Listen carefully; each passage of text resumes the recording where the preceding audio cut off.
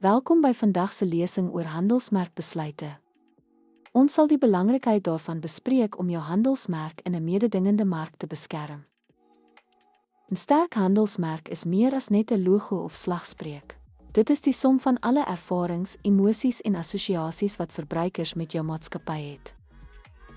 Handelsmerkbeskerming is noodsaaklik. Dit beskerm handelsmerkekwiteit deur vervalsers en namaaksels af te skrik om te verseker dat jou handelsmerk 'n premiumprys verdien.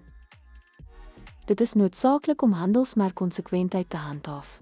Handelsmerkbeskerming help om te verseker dat jou handelsmerkbeeld en boodskappe nie deur ongemagtigde gebruik verwater word nie.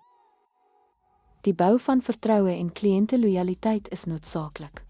Handelsmerkbeskerming verseker dat kliënte egte produkte ontvang wat herhaalde aankope en aanbevelings bevorder.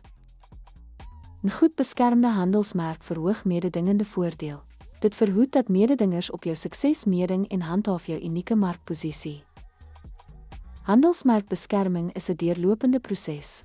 Die implementering van 'n omvattende strategie beskerm jou handelsmerk se waarde en ondersteun volhoubare groei.